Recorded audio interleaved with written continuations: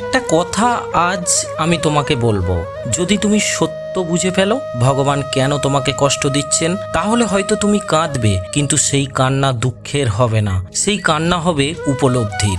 একটা ছোট্ট গ্রাম, যেখানে থাকতো এক ছেলে, তার নাম অর্জুন। ছেলেটা খুব ভালো, কাউকে কষ্ট দিত না, ভগবানের নাম করত, সবার পাশে দাঁড়াতো, তবুও তার জীবনে যেন শুধু কষ্টে ভরা ছিল। একদিন তার বাবা অসুস্থ হয়ে গেল, চিকিৎসার টাকা নেই। আরেকদিন তার নিজের কাজও চলে গেল, বন্ধুরা তাকে ছেড়ে দিল, যাকে সে সবচেয়ে বেশি ভালোবাসতো সেও তাকে ছেড়ে চলে গেল। এক রাতে অর্জুন আকাশের দিকে তাকিয়ে কাঁদতে কাঁদতে বলল, হে ভগবান, আমি কি এত খারাপ? আমি তো কারোর ক্ষতি করিনি, তাহলে কেন আমার জীবনে এত কষ্ট? তুমি কি আমাকে ভালোবাসো না? সেই রাতেই অর্জুন স্বপ্ন দেখল, এক বিশাল জঙ্গল, নরম বাতাস, আর সামনে দাঁড়িয়ে আছেন ভগবান শ্রীকৃষ্ণ, মুখে মৃদু হাসি, চোখে অদ্ভুত শান্তি। ভগবান শ্রীকৃষ্ণ বললেন, অর্জুন, তুমি আমাকে দোষ দিচ্ছ কেন? অর্জুন কাঁদতে কাঁদতে বলল, প্রভু, আমি তো তোমারই ভক্ত, তাহলে কেন আমার জীবনে এত কষ্ট?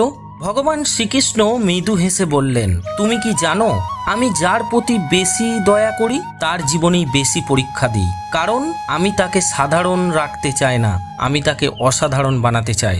যেমন সোনা আগুনে না পুড়লে কখনো খাঁটি হয় না, তেমনি মানুষ কষ্ট না পেলে কখনো শক্তিশালী হয় না। ঠিক তখনই অর্জুন বললেন, কিন্তু প্রভু, এই কষ্টগুলো এত বেশি কেন? আমি আর পারছি না। ভগবান শ্রীকৃষ্ণ ধীরে ধীরে বললেন, তুমি যা হারিয়েছ তা তোমার জন্য ছিল না, আর যা আছে তা তোমার কল্পনার থেকেও বড়। তুমি শুধু সামনে যা দেখছো, আমি পুরো গল্পটা দেখছি। তুমি ভাবছো আমি তোমাকে কষ্ট দিচ্ছি, কিন্তু আমি তোমাকে গড়ছি। ভগবান শ্রীকৃষ্ণ বলছেন, যেদিন তুমি ভেঙে পড়েছিলে আমি তোমার পাশেই ছিলাম, যেদিন তুমি কেঁদেছিলে আমি তোমার কান্না শুনেছি। তুমি একা নও, কখনো একা ছিলেও না। অর্জুন কাঁদতে কাঁদতে বলল, প্রভু, আমি বুঝতে পারিনি।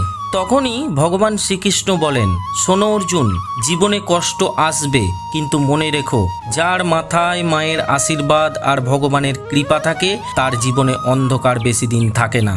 হঠাৎ স্বপ্ন ভেঙে যায়, অর্জুন উঠে বসে, চোখে জল, কিন্তু মনে এক অদ্ভুত শান্তি।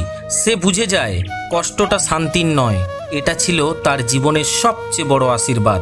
আজ যদি তোমার জীবনে কষ্ট থাকে তাহলে ভয় পেও না, হয়তো ভগবান তোমাকে ভাঙছেন না, তোমাকে নতুন করে গড়ছেন।